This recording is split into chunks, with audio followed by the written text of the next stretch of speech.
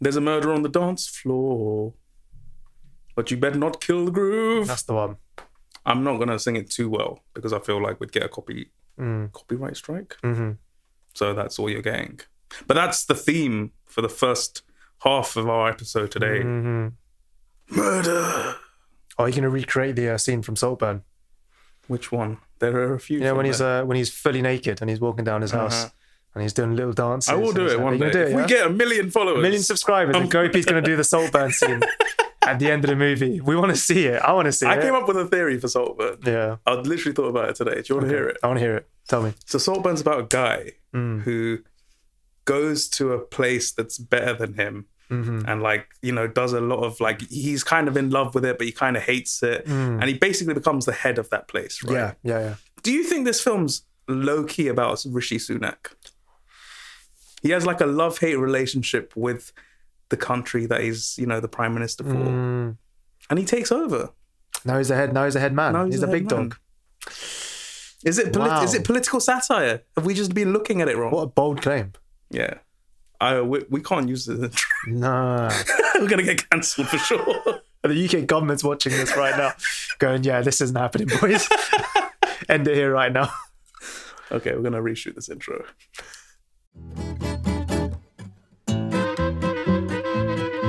This is the GrassTooth podcast. I am a huge hypocrite. All you true crime people, all you fans of true crime, all you David Fincher fans, that's why I've always been a bit wary. Oh, 100%.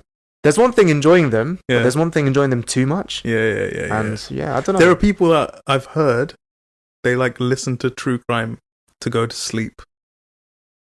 Nah. What is that even about? I'm not about that. You've got issues. Yeah. Not only have I watched them, right? Because you can watch something out of curiosity, right? I enjoyed every single minute of them. I was roped in. I was loving it. So I just wanted to mention some of the ones that I've watched. So I've watched one called Catching Killers. There are 3 seasons of Catching Killers on Netflix, which is great. Each episode's about a particular serial killer. They invite the cops who are handling those different cases, and they just talk about what they were doing. They're mostly based in America. So that was interesting. I watched Ice Cold: Murder, Coffee, and Jessica Wongso. It's about Do you know about it? No. It's about a friend who murdered. It's about someone who murdered her friend by poisoning her coffee. In I can't remember which country it was. Either Malaysia or Indonesia, in one of those places. Right. I should know that. I don't know why. Missing: The Lucy Blackman Case, which is about this British woman that went missing in Japan, and she was found. Well, her body was found shortly afterwards.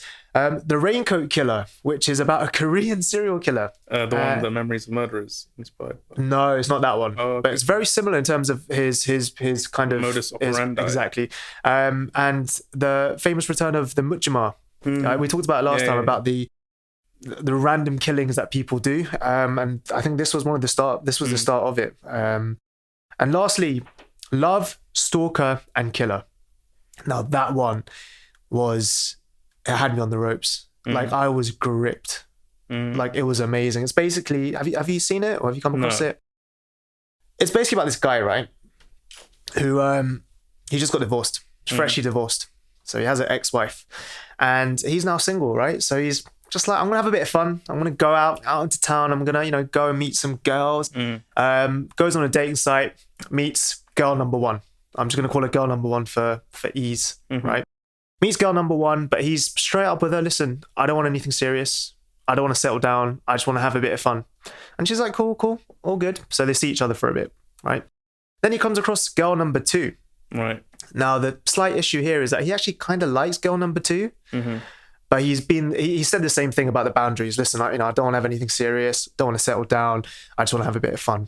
And she reciprocates. She's like, yeah, that's cool. Same here. Like, I don't want to settle down. I've got some stuff to do. I've got my life. Let's just have a bit of fun. So he goes to work one day and he gets a message from girl number 2. And girl number 2 is like, yo, listen, actually, I want to make it serious. Let's make it happen. And he's just like, yo, what do you mean? Like, we talked about it. Like, I don't want to be serious with you. Like, relax yourself, calm down. And then her messages start getting a bit threatening. Like, it goes from kind of psycho to kind of borderline criminal. She's going, I'm going to follow you. I'm going to murder you. I'm going to find everyone that you like, and I'm going to murder them. Like, it gets crazy. And it gets serious to the point that she's actually threatening the ex-wife and girl number 1 as well for like over a year. I think close to 2 years. I think it was. I can't quite remember the timelines. And it went so far as to girl number 2 actually going to girl number 1's house and setting her house on fire. So that's all been happening in the span of like a year and a half. But all this time, girl number 2 is like never found. No one's found her. Like, no one knows where she is. It's a bit of a mystery. So like the police get involved and they're like, we're going to look into this because this looks a bit fishy. And what they found out was girl number 1 was so jealous of girl number 2 that she murdered girl number 2, took her phone and was pretending to be girl number 2. But she was doing all of this, which meant that she actually set fire to her own house to come across like she's the victim. So that's lover, stalker, killer. Girls be crazy. Where was the story? America. Somewhere in America. American girls be crazy. But all I'm going to say is, if your girl ain't this crazy, she ain't the one. That's all I'm saying. That's all I'm saying. What are you doing? What are you doing? What are you signaling? She shot herself as well. Oh, whoa. Yes. Leave something for the viewers to watch. Okay? Yeah. Don't want to spoil it. No, you've spoiled enough. Yeah. You didn't even give a spoiler warning at the start. Spoiler warning. We'll just re-edit it. We'll just re-edit it. Spoiler warning in it. That does sound interesting. It's crazy. And yeah, it's a bit sad. But I've heard from the grapevine, and by grapevine I mean directly from you. Apparently you're also a bit of a hypocrite. Am I correct, or? You're not correct. I would never indulge in hypocrisy. I did watch a true crime documentary. Yes. But I was given the promise of something, but it didn't. The promise was not kept. There was a carrot. Someone dangled a carrot. Yes. And the carrot. I watched a documentary film. It was just like an hour and a half called Curry and Cyanide. Curry and Cyanide. Yeah. And I was told that we were going to get an interview with the central killer. Oh, like directly? Yeah. In the film. It wasn't there. I wanted to hear what she had to say. She was a killer, did you say? Yeah, what do you mean? She was the criminal. No, I wasn't talking to the criminal themselves. Oh. The person who recommended it to me said, oh, yeah, the killer comes along and like talks for a bit. Oh. And then it would just never happen. It was an interesting case. I'll give you that. Got catfished. Or catfished. Right.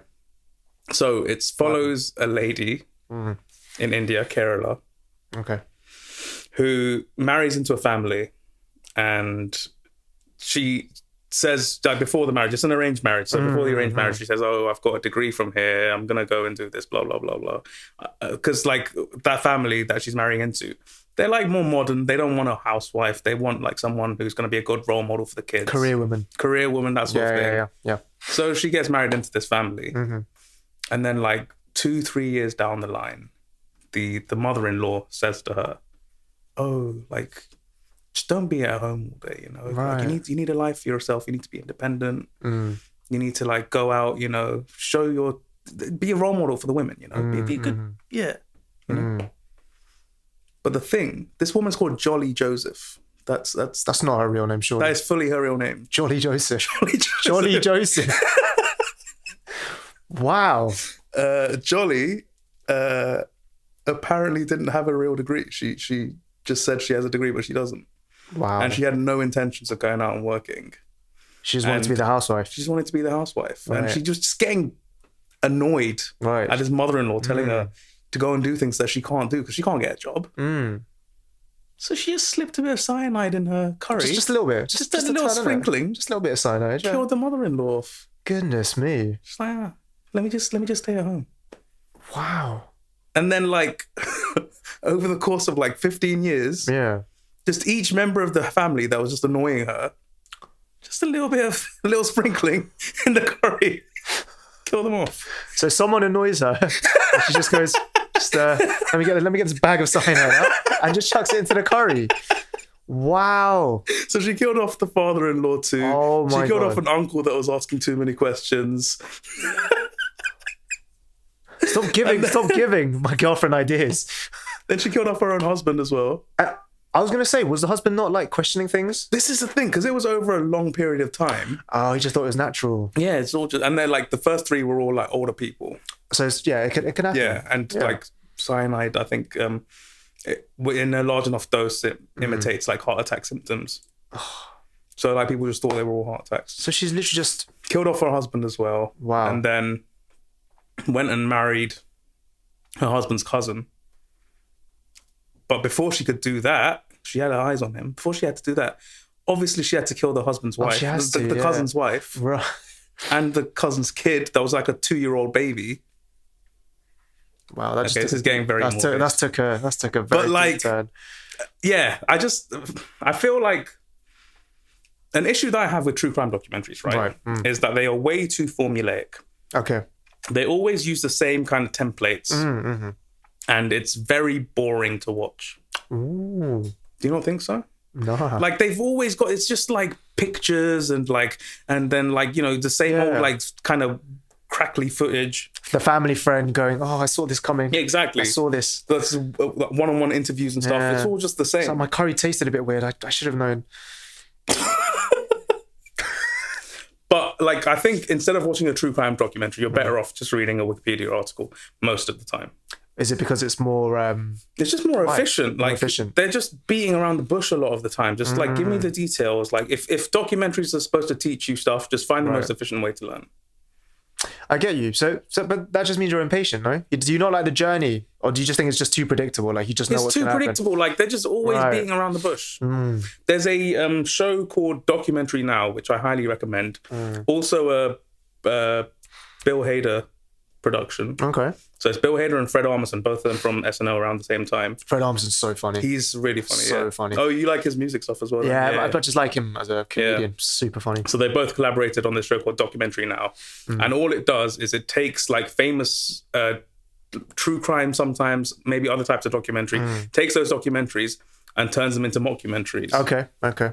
So if you like both those people, if you are a documentary fan, I'd definitely recommend checking out Documentary Now because it really like pinpoints all the cliches of documentaries.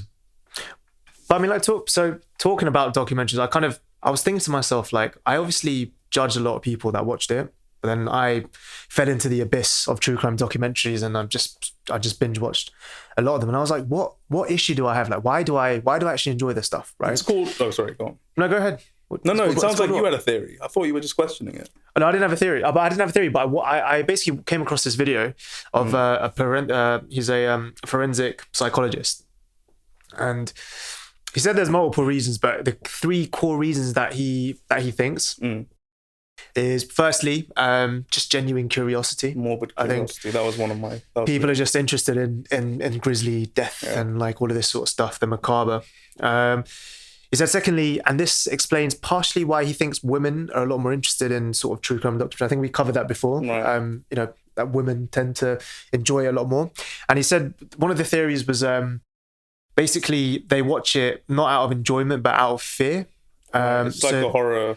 Yeah, but also it's like they're trying to understand what a serial killer might do, because most often than not, the victims of these sorts of crimes are going to be women, right? So even though the 2 that we talked about, the women were the killers. Yes. But carry on, yes. Yeah, exactly. But most often than not, it's the case is that normally it's the women that are the victims. So like they watch it because they want to protect themselves in the future. They want to understand the motivations or the warning signs of a serial killer. So that's the other one. And lastly, he said escapism.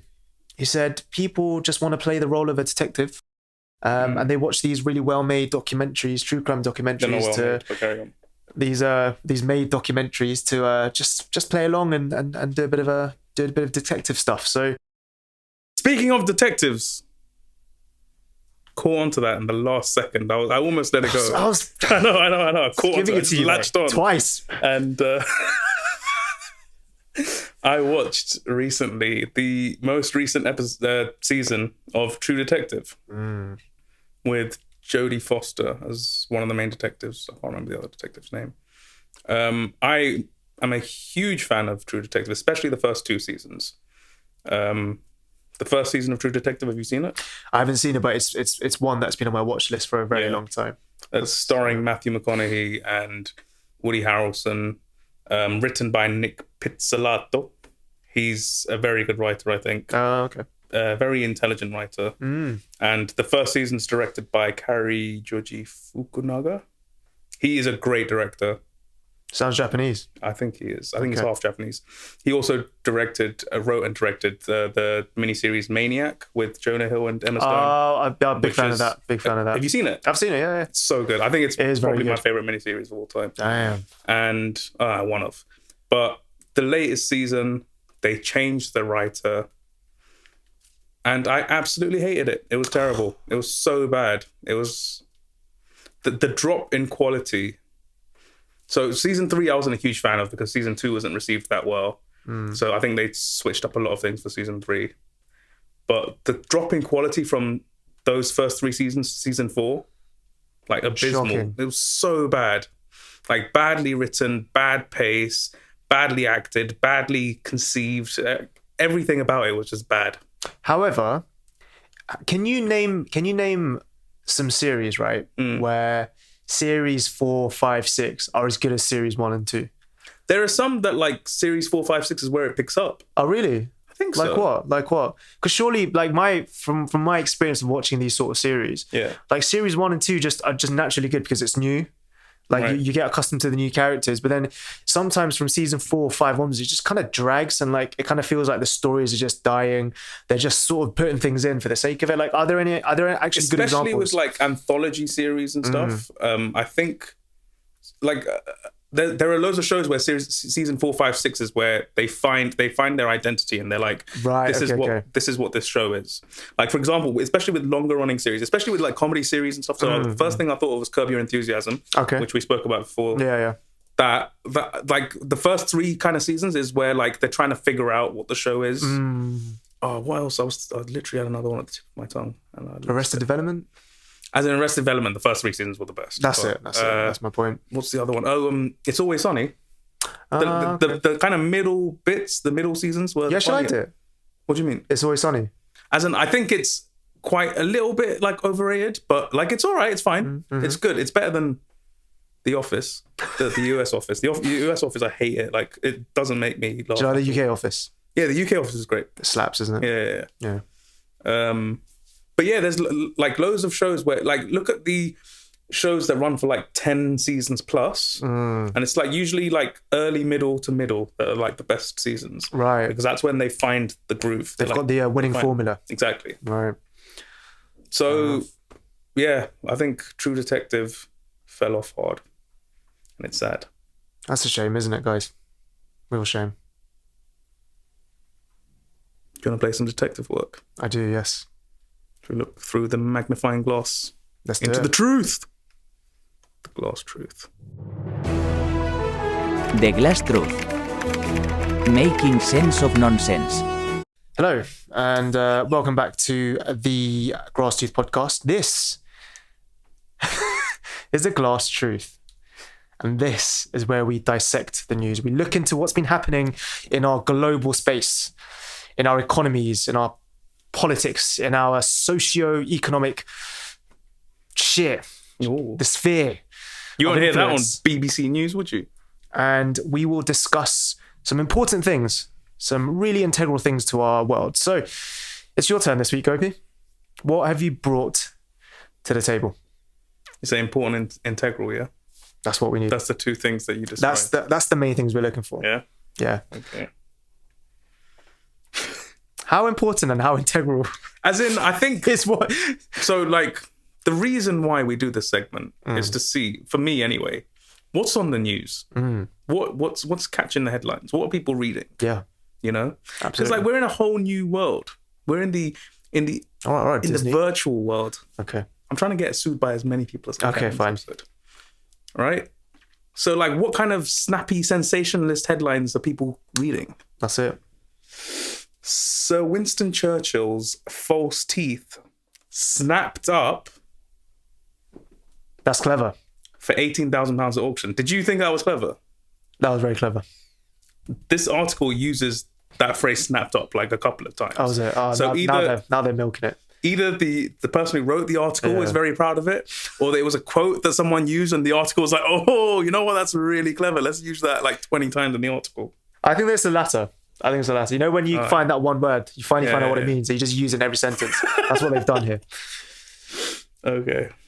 Gold-mounted false teeth that Sir Winston Churchill wore as he made his "We shall fight them on the beaches" speech and other famous addresses have been snapped up at auction for £18,000. The set of 6 upper teeth were fashioned to preserve Britain's wartime Prime Minister's famous natural lisp. Yeah? It's news to me that he had a lisp. Because like he's known as such a great orator. Such a great... I just didn't know he had a lisp. Yeah. Crazy. Dentures were so important to him, he carried 2 sets with him at all times. Yeah? So this is a quote from the auctioneers. We were absolutely delighted with the international interest in the sale of Churchill's false teeth and other memorabilia, which included phone bids from collectors in the United States and the UK. Damn. So £18,000 for some 18 false grand for some false teeth. What are your thoughts on this? What would you want to buy? Right. Like, what's the first thing you think? Like, oh, if I could have like this rare item. A rare item. Yeah. What would you want? A rare item. Let me think. Any rare item in the world. Yeah. Like I can choose what I want. Okay. I think I would like it's a good question, man. Shall I give you something I would want? Tell me. Yeah. Give me I an would idea. love something from a Stanley Kubrick film set. Of course you would, innit? I would just love that. Oh, you'd love a bit of Stanley. You'd love a bit of Stanley either Kubrick, wouldn't you? Costume from. You'd love a bit of Stanley Kubrick inside you, wouldn't you? You took that way too far. Sorry. Took it way too far. My bad. I'm so sorry. But I would love something like a costume or something from the sets. Right. Like one of those like statues, the Moloko statues from Clockwork Orange. Just have that in the What's he house. known for? Like, does he have anything like, apart from his films, does he have anything like fashion-wise, or like, does he do a particular he's gimmick? got his jacket. There's the famous Stanley Kubrick jacket. Would you want that jacket? I would love that jacket. Love that jacket. Yeah, for sure. Right. Okay. What about you? See, like, okay. I don't know if any of these items exist. Right. But you're talking about ultra rare items, right? I would like the very first piano that was ever made. That's cool. I would like that because I just think it's like the prototype. It's exactly. Like who, like the first person to just engineer this musical item. That's like it doesn't matter what your favorite instrument is. The piano is like, how do you describe it? It's like it's the pioneering of music. It's a foundation. It's the foundations of music. So the first one that was ever made, I would want to. I think the foundation would be like drums for music. Yeah. No, but everything... Not like a drum kit. Right. But like, you know when they'd like hit the drum to communicate?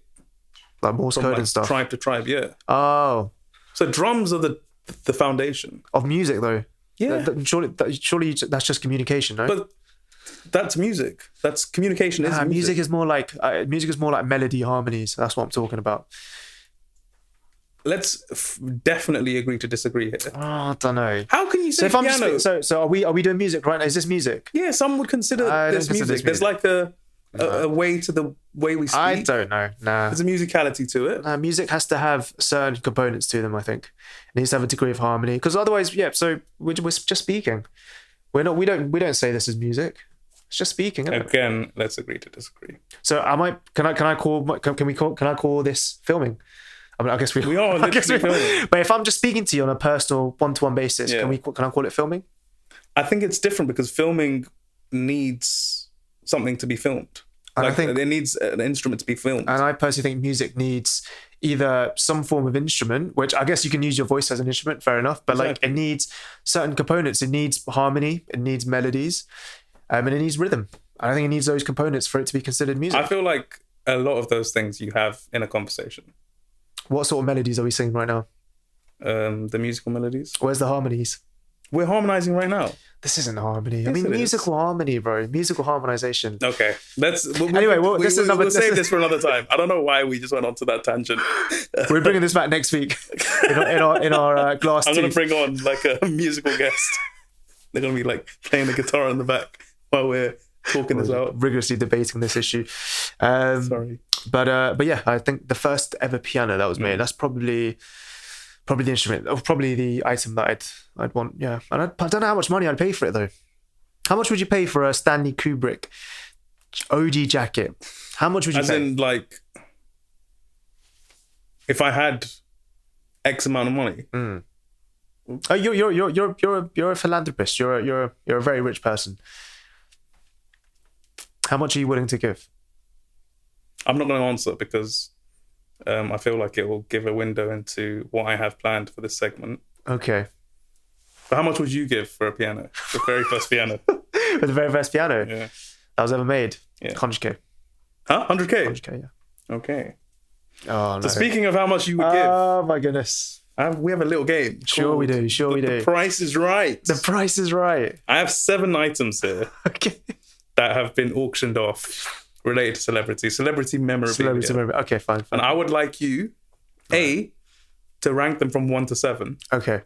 For which ones sold for the most, which ones sold for the least. Okay, fine. And also, if you can, try and guess how much they were sold for. Okay, fine. Yeah? Should I give you the range? So you have an idea of like lowest to highest. Yeah. Okay, so the cheapest thing here, they're all in dollars because the source that I found them from was American. Okay. The cheapest one is at $1,025. Okay. $1,025. And the most expensive is $1.5 million. Ooh. Okay. Okay, so number 1. Yeah. Have you seen Grease? I haven't seen Grease, but I know about Grease, yeah. Do you know the song, You're the One That I Want, You Are the One I Want? Mm-hmm.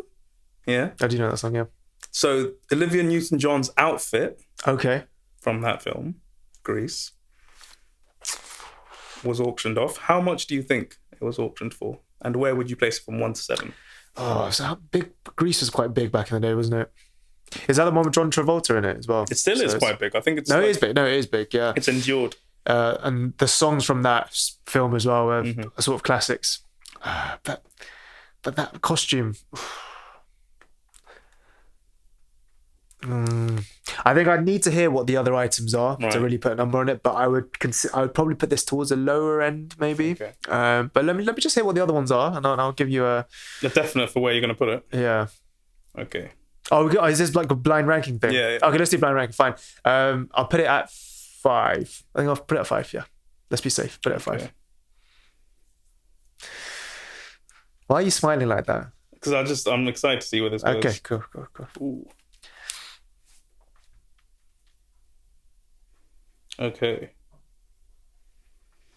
And now, next up, we have and how much do you think that outfit would have sold for? If the lowest was $1,025, $4,000. $4,000. 4K. Okay. 4K. Next, Lady Gaga's broken acrylic nail. Oh, I feel like that's a high one. Okay. It's like the peak of her powers. Mm-hmm. She was big. She was humongous. Mm-hmm. She had the paparazzi following. Mm-hmm. She had a whole song about it, but she was the paparazzi in that song. Exactly. Where would you? Great poker face as well. I put this probably. I say third. I think there'll be some crazy people that would pay some big money. But if I put it third, that means there has to be a lot in it. All right, I'll still put it. Third might be a bit too mad actually. No. Oh. Sorry, I'll put it fourth. My bad. Sorry, I'll put it fourth. In terms of the price, 50,000. 50,000. 50,000. Yeah, 50,000. I think there's someone that's that tapped and that crazy to pay that. Mm-hmm. Yeah, 50,000. All right, next. Justin Timberlake's French toast. See, I don't know if you can tell me, Yeah. But like what years they were sold, is that not a thing? We can't. You can't divulge that I information. can give you one piece of information though. Okay. He didn't eat it. So it's okay. Freshly He had cooked. it for breakfast when he went to a radio show. Right. And he didn't, eat it. And they the radio shows sold the He touched it, apparently. It- You're asking it. I don't know if he touched it, okay. but he didn't eat it. Right. Toast, yeah? French toast. French. Oh, it's a French toast as well. So that puts up the price a little bit. Or does it? Oh, it's a French toast, man. Like, how expensive can that be? Like, what the hell? Number six. $2,500. $2,500. $2.5K. Okay. Next. The original Darth Vader mask. Yeah, this is a big one. Now, I'm not a Star Wars fan, but Star Wars has a huge fandom. The original, that's like the original piano for me. The original Darth Vader mask. That must be at least Some first or say second. he's the greatest movie villain of all time. I don't, but yeah. Yeah, Thanos clears. A Hans Gruber, thank you very much. As in, Hans Gruber's up there for sure. Thanos. That has to be first or second. But is there going to be another juicy one coming up? I think it has to, I'm going to put it, I feel like I'm going to put it second. I'm going to put it second because this is an obvious choice for first, but I feel like you've brought something else, which is ridiculous. That's going to be first. So I'll put it second. Close to $1 million. I'd say, let's put it at $1 million. Okay. $1 million. Yeah. Next. Michael Jordan signed Nike airships. It's another obvious choice, isn't it? You've got 1, 3, and 7. 1, 3, and 7. That's still open. This is an obvious choice for number. Oh, is it? No, I'll put it number 3. I'll put it number 3, and $500,000. $500,000.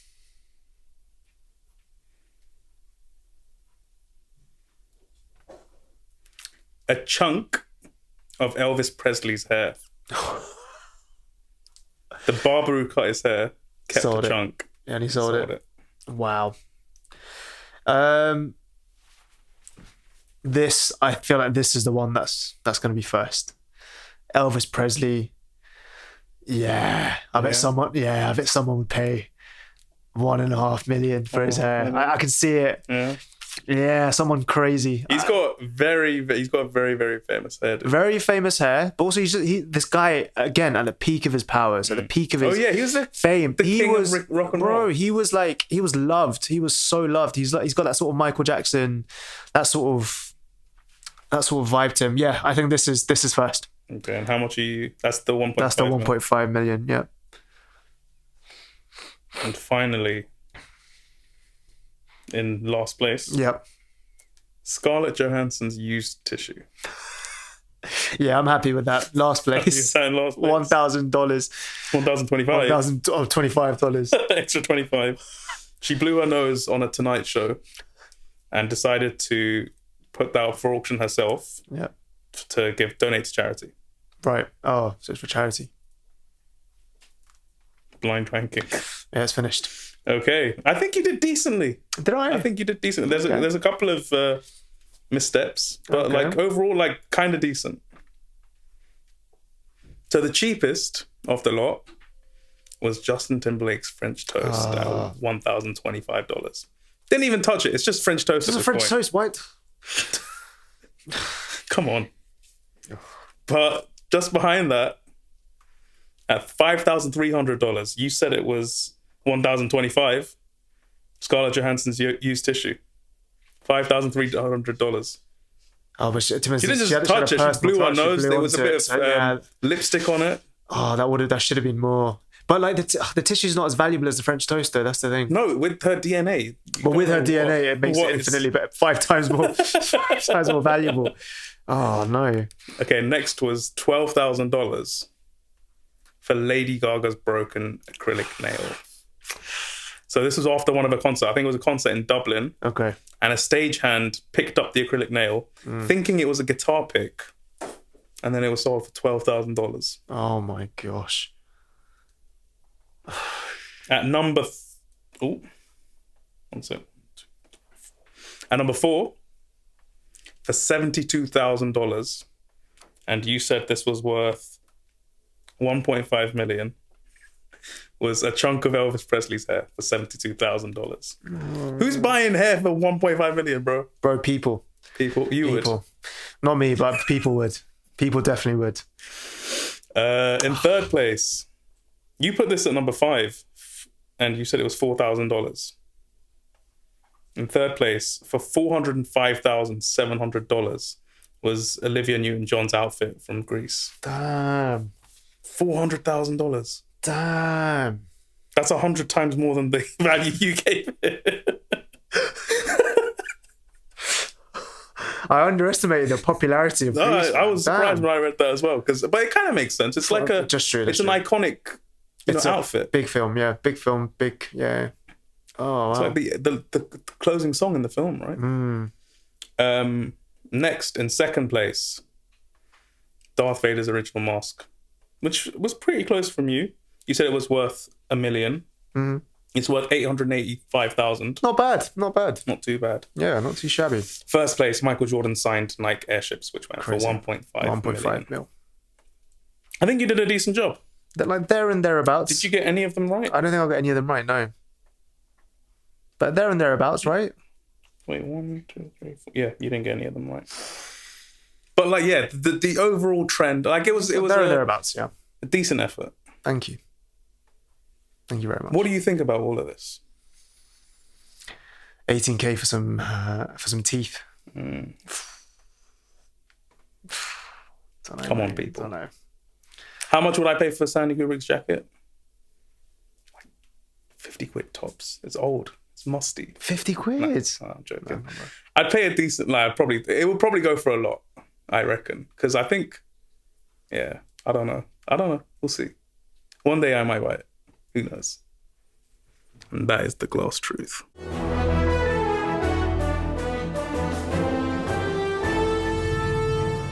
And we have returned for the GlassTooth, isn't it? That's what this segment is called. And I've watched something. You have? Yeah. Aside from all the true crime documentaries, I've watched something. What did you watch? And I've binge watched it again. What did you watch? I watched House of Ninjas. I've not heard of that. That's just come out on Netflix. Mm-hmm. I don't want to spoil it too much. It's a sort of a mini series, 8 episodes. Overall, I thought I kind of liked it, but it was pretty predictable in terms of what was going to happen. But I kind of liked it. Is it a Japanese show? It's Japanese, yeah. It's just for a bit of context. It's basically about this sort of family, a very sort of dysfunctional family. That were essentially ex-shinobi or ex-ninjas. Right. Shinobi is the Japanese term for ninja. Yeah. And they're an ninja family who kind of, who are trying to lead a normal life now because of a tragedy that happened in the family. But the shinobi life, it just drags them back in somehow. Like it just entices them in and just finds ways to drag them back in. And it's just it's a story about their struggles and just how they kind of deal with all of this. But yeah, as I mentioned, it's quite fairly predictable, but I liked it because it was quite refreshing. It was different to a lot of the ninja stuff that you see on film and TV. And to be honest, it might be just because I've got limited watch time of like ninja and shinobi films and TV series, but the impression I get when I watch these sorts of stuff is like it's all about the sort of discreet, kind of confidential nature of how they operate. It's they're very serious depictions of ninjas. Whereas this is, it's refreshing. It's about, it opens them up to their vulnerabilities and just lots of different sort of side stories. It was interesting.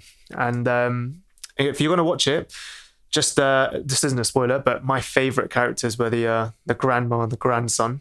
They're a banging duo. They're so funny, good together. So check out if you guys want. But talking about shinobi, talking about ninjas, a good friend of mine, and a good friend of yours came up to me and he was like, "Listen, I've watched House of Ninja. Yeah, right. They're not my favorite ninjas though." And I was like, "Okay, cool. like, that's fine. Not a problem. I'm sure there's other ninjas that you like. And he came in, he whispered into my ear. Do you know which friend I'm talking about? Of course I know. Of course, yeah. There's only one friend. We only have one mutual friend. And he's here with us today. Everyone say hello. Mr. Bloomington. Rumble Snacks. Rumble Snacks. Give him a round of applause. The real MVP. And he whispered into my ear. He said, listen, mate, I know you're a fan of ninjas. Growing up, and even now, who are your favourite fictional ninjas? Yeah. Right. So he's asked me this. He's asked you. Yeah. So how about you answer first? Who are your favourite ninjas? Fictional ninjas. There's only one answer for me. Mm-hmm. Teenage Mutant Ninja Turtles. Come on. Obviously. Who else is there? TMNT. Yeah. All right. The real Teenage deal. Mutant Ninja Turtles. Our favourite aquatic reptile ninjas. Just 4 good kids. Yeah. Right? In a mad city. And some of you might have seen it. Some of you eagle-eyed viewers might have seen it. Some of you might, probably haven't. Bloomington's his favourite mug. But we've left a little Easter egg. This is my mug. My Teenage Mutant Ninja Turtles mug. Can I look at it? Yeah, of course. Have a look. It's like the original comic. Exactly. Oh, is it? I don't know. It's I don't know actually, but it's a cute little mug. And I want to kind of go into the Teenage Mutant Ninja Turtles in a bit more detail because they're one of my favorite. It was one of my favorite sort of animations growing up, but also just in terms of film, just in terms of their characters. Do you remember which animation you grew up with? I don't remember which one it is, but I distinctly remember for a number of years I used to watch a lot of clips on YouTube, and I just followed them. I can't remember which ones they were. Do you? So like, there's the original animated ones. There's the live action, like late 80s, maybe early 90s one. Do you remember like with the big stodgy? Like, yeah. That was that one. And then the one that I grew up with was like late 90s, early 2000s, I think. Okay. And had that theme tune. It went 1, 2, 3, 4 turtles. Do you know that one? Oh no. Was that your one? Good show. Like so the first 2, they were quite like goofy and like fun kind of stuff. Whereas this late 90s one, there was darkness to it. It had a real edge. They were kind of like in later years. They're like late teenage turtles. They're not like fun teenage young turtles. adolescent. Yeah. They're like really going through some real issues, some dark stuff. Yeah. Oh damn! That was my favorite. That was your favorite one. When I think Teenage Mutant Ninja Turtles, that's the show that I think of. Damn, do you? Yeah. See, when I think of Teenage Mutant Ninja Turtles, I think of the kids. Oh, I see. The early ones. The early ones, yeah. That's what I remember them as. They're just playful, all of them. Right. But I'm gonna have to check that one out. Actually, that one sounds kind of interesting. It's really good. Like I remember some storylines and stuff. I remember like they'd be like they'd fight with each other and like one of them would just go off and be like they're going through puberty, innit? Yeah. Turtle puberty. It's not even puberty. Like puberty is different. This is like real adult shit. Oh, quarter life crisis. Quarter life crisis. That's literally what it is. And then there's like the later stuff, which is I think Michael Bay directed a few movies. Yeah, so I've watched a couple of films. Yeah, a couple of films. And also the Mutant Mayhem, the animated one that came out recently. Like last year. Yeah, I went and watched that. Oh, have you watched it? Yeah. That's what I haven't watched it. Is it worth a watch? Or? So again, it goes back to that goofy teenage stuff. Whereas I prefer the more mature takes. But I like the goofy stuff, so it might be for me. Maybe. I need to check that one out. I've watched the obviously the older ones in terms of the Megan Fox and Will Arnett one. That was great. Were they both in the same movie? They were in the same movie, yeah. Oh, I think that was the Michael Bay one. Yeah, I think that was the Michael Bay one. Yeah, and I watched one that came out in like 2007. I think that was the animated one as well. Yeah. But I thought, you know what? We like the Teenage Mutant Ninja Turtles. Let's go into some rankings. Let's talk about them. Before we quickly do that, though, I want to share something with you. Do you know about the Teenage Mutant Ninja Turtle like theory about their weapons? Do you know about it? Please tell me. Actually, let me tell you this theory, right? So I knew of this theory for a long time, right? But it got quite popular through a couple of guys who talked about it in their podcast called the Jumpers Jump podcast. In one of their episodes, big fan of their work and their podcast. Really good guys. But do you actually have no idea what this theory is about? I was ready to discuss this theory. Oh on this episode. my goodness! I had that locked and loaded, and I was waiting to blow your mind. But no, you go ahead. No, let's do it. Let's tell the viewers. I love it. It's such a good theory, isn't it? I don't even know if it's a theory anymore. I think it's borderline. It must be right. It just has to be the truth now. It has to be the truth. It's so well thought out. It just like it just makes sense. So, okay, so the theory is let's take one by one. We'll take one each. Should we go through the ranking of our favorite? Let's do the rankings and then we'll discuss. Fine. Let's do that. Let's do that. Fine. Okay. So in last place for me, I just want to say in terms of do you have any metrics on this? Because my metrics is just. Like, it's not even about them as turtles. It's like, it's them as friends. My ranking would be brothers. They are brothers, but like, I'm talking about us. Like, for me, if I was friends with these turtles. No, I think it's just like. Just who you like. Who I like, who I respect. Fair enough. Who you respect. As in, I respect them all, but like, there are some that I feel are more similar to me. Okay, fine. I don't know if we'd be friends, but. Sure. Like, I share values and stuff. Okay, fine. So in last place, for me, Donatello. See, your last place as well. Is that why you're smiling? Why does no one like Donatello? He's such a good kid. Of course, he's the technology expert. He's kind of the person who, like, does all the comms. Like, it's the guy in the chair. That's what people call him. Like, what's his name? Ned in Spider-Man. Oh, yeah, he calls himself the guy in the chair. He's basically he's the quartermaster, isn't he? Like, yeah. Sorry, Donatello. You deserve better. You definitely deserve better. But the weapon that Donatello uses is the bow staff, which is... So the whole theory is that Splinter gave these turtles weapons so that they can control themselves and become better people. So Donatello's so obsessed with technology and, he likes to be on the cutting edge of things. He likes looking up new things and being like, guys, let's look at this new equipment that I've got, so on and so forth. And Splinter's like, listen, it's not all about that. What you need is to get back to the roots and the grounded stuff, and that is the bow staff. It's just a stick. What can you do with the stick? Respect the stick and see what you can do with it. It like opposes their personalities, doesn't it? Like, it's a weapon to instill a bit of personal reflection and growth in them. It's basically him just telling him, like, bro, simplicity is sometimes the way forward. Yes. That's what great lesson. Such a good lesson to be learned. Master Splinter, bro. Like, this guy just is different gravy. This guy's just different. Gravy. He's so good, man. He's so good. So we're both done fourth. Do you have anything to add to Donatello? No, Donatello's fourth as well for me. He's a slightly awkward. Yeah. He's a selfless person. I like him. He's a good kid. I just want to say I love all of the turtles. Yeah. Like, it's not as if I'm saying he's fourth. I don't like him. I love all of them. I just think Donatello's the sort of guy he's selfless, but he's just a bit awkward. I feel like he's a bit uncomfortable to be around. And I feel like he's a sort of, if he was a friend, if he was a real life person, he's the sort of person that will get a banging job in investment banking or cybersecurity, and he'll make me feel dead about my career choices. He's that sort of guy. But big ups Donatello. I love him.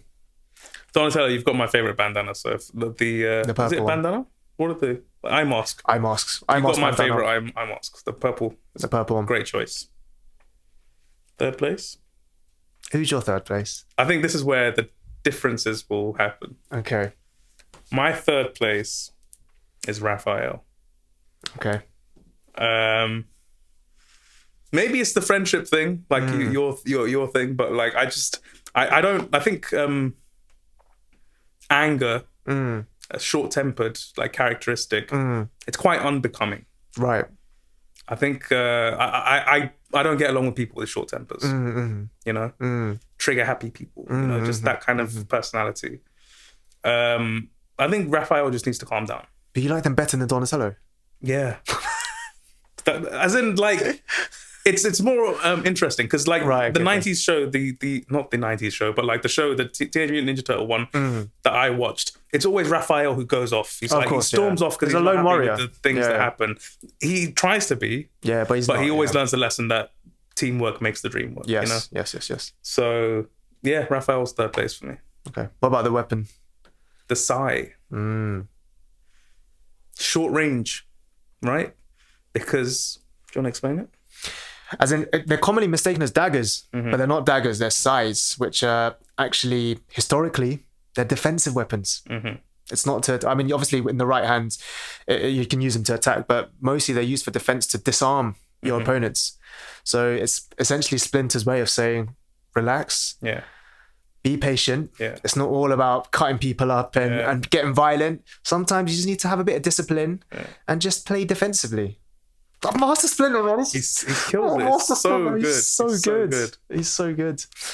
Just makes me happy to think. It's like, I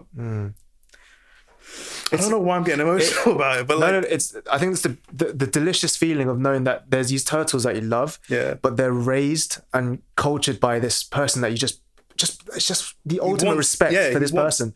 You just want nothing but the best for Master Splinter. And he wants nothing but the best for them. You know? It's like almost like a perfect father figure because he sees exactly what each of their flaws are. And he's like, this is what you need to improve yourself. He's the role model for life. Yeah, for sure. Love Master Splinter. My goodness. My third place is different, unfortunately. Here we go. My third place is Leonardo. Yes, listen, he's the leader. He's the most well-respected. He's the most level-headed. He's the one that guides all the turtles, right? But for me, I think looking at it from my perspective, I think that puts me on edge. I feel like I can't be myself around him. Like, do you know what I mean? Like he instills that sort of pressure on you where you're like, you can't make a mistake and you're just always on eggshells around him. And as much as I love him, as much as I respect him, and as much as I think he's a great turtle, I was about to say great person there, great turtle. He's also a person. And great person. It's just, I don't know. I just wouldn't feel, I wouldn't be able to be myself around him. But going back to the theory, what does Leonardo wield? He wields 2 katanas. Oh, 2 katanas. He's got 2 katanas. It's a lightsaber that splits up into 2. Carry on. And what is Master Splinter trying to do here? He's trying to say, listen, yes, you might be the most ethical. Yes, you might be the most level-headed, but you are holding the most lethal weapon known to man. All right? This katanas are designed to slice people and sashimi. Okay? And he's saying sometimes, all right, you can't always be a good boy. Yeah. Sometimes you need to make the hard choices and you need to do things for the greater good. That's right, man. That's basically what it is. Right. Master Splinter. I genuinely thought we were going to have similar lists, but we don't. No, we don't. Apart from the last place. Because I think when you said the idea for this thing, I thought of last place immediately. I was like, oh, we're both going to say the last place. But also what I feel like is happening is I feel like our placements say a lot about us. Right. Like how we relate to the turtles. I was going to say, yeah. Yeah? I think so, yeah. Okay. Because he's in second. Michelangelo is second for me. Everyone loves Michelangelo. There isn't, like, if you like the Teenage Mutant Ninja Turtles, you know that Michelangelo is the heart of the Turtles. He's just the coolest kid. Doesn't take life too seriously. He's what, like, draws everyone together, I think. You know, it's that fun, that love, it all comes from him. He's the glue. The gel. Yeah. Just a lovely kid. Just so lovable, isn't he? Yeah. Nunchucks? Yeah. So as someone who is so friendly, loving, laid back, give him a nunchucks because nunchucks are known to hurt the user if they don't use them properly. So what Master Splinter is trying to teach Michelangelo here is discipline. All right, you can be as loving and laid back as you want, but it's only if you have control of yourself and your body and have that focus to bring it all in, can you use the nunchucks? It's more on that focus, isn't it? Because he's, apart from just being loving, he's also the most easily distracted. He's basically got ADHD. He's a goofball. He looks at one thing, he goes, that as well. Yeah. And like the nunchucks is probably the weapon where you need to have the most concentration to do it properly, or you'll hit yourself. And Master Splinter, man, he knows what he's doing. So second place for Michelangelo. My second place, Raphael. You're right. I think with Raphael, it's a bit of a weird one because on the face of it, he's just an angry, aggy, volatile turtle, right? Like he's one that you think is not good to be around. But for me, I think like you always need a Raphael in your corner. I think he's the sort of person that if he was in your friendship group, he's the one that would roast you the hardest. But then if someone says something against you, he would be the first one supporting you and have your back. So I respect Raphael. I think he is he's one that you need. And he's got, you know, as much as on the outside he's just this brash, angry person, he's a good person. He's a good friend. They're all good. No, they're all good, but he's good. Yeah. I like him. He is my second place. Yeah. Do you think there's like there's a purity to the anger? Yeah. I think the anger it comes from a good place. Exactly. So Raphael number 2. There's a word in Tamil. Sarautiram. It means being angry for the right reasons. Right. Okay. And you think Raphael has that? Yeah. What's say that again? Rautiram. Even starts with an R. Yeah. Rautiram Raphael. First places. We've obviously got our first places. We know which ones they are. My first place is definitely Leonardo. Okay. Love that guy. I think he's just the most zen. I think he's the one that is most like Splinter's heir, you know? He's the one that's going to get to that Splinter level. Yeah. For sure. And I think just watching a student trying to become the master is just a wonderful journey. And he's the most level-headed. He's the one that like gets the group together always. It's always him like being like, we need to work together on this, you know? And I love that.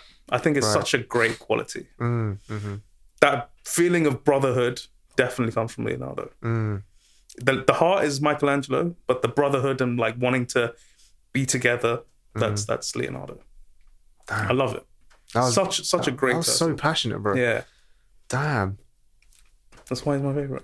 All right. Well, my number 1 is Michelangelo. Yeah, bro. Like, he's my spirit turtle. Out of the 4, I mean, as I've mentioned before, I love all 4 of them, but he's my spirit turtle. He is what I want to become. Do you know what I mean? Like, yes, he's a goofball. Yes, he's a bit of an idiot. And you know, if you're in a serious situation, maybe you don't want to be around Michelangelo because he'll mess things up, right? But in this sad and depressing world, everyone needs a bit of Michelangelo. Everyone needs a Michelangelo in their lives. Agreed? Completely. Michelangelo, you're my number 1. Leonardo, keep up the good work. We I can't remember if you remember this day. I think maybe 6-7 years ago. I think it was me, you, and another one of our friends. And the same one that we went and watched the Gigolo with. Yeah, that one. We both watched it with him. Yeah. On separate occasions. And we sat down in a park. And I can't remember who said it. Was it myself or was it you? Or we were discussing the dynamics of our friendship group. And I think we were trying to come up with a parallel to the situation in our own group. And the first thing I thought of was Justice League. We were like, they're like the Batman to the Superman, that kind of vibe. But our Korean friend, for some reason, doesn't understand Justice League. Like, who doesn't understand Justice League? What are you talking about? Everyone knows the dynamic in the Justice League. But he didn't get it. So the wonderful example that you came up with was the Raphael to Leonardo. It just makes sense, doesn't it? It's so good. It's very good. If you have a friendship group of 4, everyone's got that role, I think. Yeah. I mean, we've got quite a big friendship group, and I think a couple of people fit into the same group, innit? So we've got a couple of Donatellos in our group. We've got a couple of Michelangelos. We've got a few Casey Joneses and a few April O'Neils as well. We've got a Master Splinter. We have a Master Splinter, yeah. We have a Master Splinter on our group as well, who's someone that we respect very deeply. I do as well. Respect him really hard. So, you know, the Turtles, guys, just keep doing what you're doing. Yeah. You guys are amazing. We love you. Michelangelo, you're my guy. I was thinking about this while I was making the ranking. I feel like I feel the same way about the Renaissance artists that I do with my ranking. With the Turtles. I was like looking at the list and I was like, I think Leonardo da Vinci is my favourite, followed by Michelangelo and then Raphael and then Donatello. Oh, damn. So there's a bit of duality to that. That's hard, bro. That's hard. Did you say you wanted to say something about Casey Jones? I just think he's a loser. I think he's a loser, man. What a side man. What do you mean? He's just such a side man, bro. He just wants to get in on the action. No, he's just a side man. Bro, are you telling me if you knew a couple of Teenage Mutant Ninja Turtles, you wouldn't want to see what they're up to? Getting on the action. Do some vigilante justice. I don't mind that part of him. Right. But just who he is, man. Who is he? Like, I don't remember. He's a hockey player, bro. And he's friends with Raphael. Who's scared of a hockey player? I don't know. If you saw a guy... Don't pretend to be a hero if your item of choice is a bloody hockey stick. Don't do it. Casey, just don't do it. I don't know what you're thinking. All right? Katana? Says? A wooden stick? Nunchucks? Yeah, wooden stick. It's the same. Hockey stick, wooden stick. You're right. What's he talking about? Casey Jones, do your thing, man. Don't worry about it. April O'Neil? What do you think about April O'Neil? She's cool. She's cool? She's cool. She's cool. I like April O'Neil. She's a journalist. She's a journalist, yeah. Trying to do the good work. She's calm. I like her. What about Shreddies? Shreddies. I respect him as an opponent. Yeah. As a villain, I like him. There's something about him. But bro, to be honest, listen, the 4 turtles I like, but I think my favorite character is actually Master Splinter. He's the one that I respect the most. He's just cool, man. He's cool, man. Coolest dog. He's a rat. He's a sick rat. Like we par out rats, but this guy's he's the best. Well done, Master Splinter. Any thoughts on the podcast, how it went today, the episode? It seemed like there was structure at the start, but now it just seems like 3 very distinctive segments. I think it's what happens when you talk about a topic which you're so passionate about. Right. You just go into different tandems. Like you just go into different areas. And I think that's what happened with Teenage Mutant Ninja Turtles. It's very personal to my heart. Do you feel the same way, or? Yeah, for sure. I think I only realized it after we had that conversation. Like, it meant a lot to me as a kid. Because I remember watching it all the time. Whenever it was on, it would be the thing I watched. I think I was envious of their friendship as well. They're brothers. No, I know they're brothers, but so just because you're a brother, you can't be a friend? I think it's different. So, okay, brothership then. Brotherhood. I was envious of their brotherhood because I don't have brothers. So they became my brothers. I'm so sorry. Yeah, I'm actually the 5th turtle. Yeah. So, like, I've got 5 brothers. As in, there's 5 boys in my... Yeah. And you're definitely the Casey Jones in your family, to be honest. So the youngest 4 boys, right? We were all around the same age. There's like a 5-6 year gap between us. Yeah. And we were like, we're the Turtles. Really? We had our own... Who are you? Guess. Were you Leonardo? Actually, I know you because you're not the oldest, are you, out of the 4? No. So your older brother, that was Leonardo. Yeah. You're not really the Raphael type. You're not really the Raphael type, though. Raphael? Donatello? I was the Donatello. This is why I don't like Donatello, all right? Because it was me. They're like, oh, you're the clever one, Gopi. You could be Donatello. And I don't want to be Donatello. Boring guy. And we're going to call it a wrap. Should we call it a wrap? Call it a wrap. Guys, follow, subscribe, like, do everything you need to do. We love you lot. We're going to talk about Teenage Mutant Ninja Turtles more. The next episode is going to be... no, it's not. It's not. We're going to bring you something different, something cool, you know? Also, we're going to be responding to comments and stuff, so in the next episode. That's what we're going to do. Comment, guys. We want more comments. We want more comments. Give us all the comments. Some juicy gossip, juicy comments. See you in the next episode.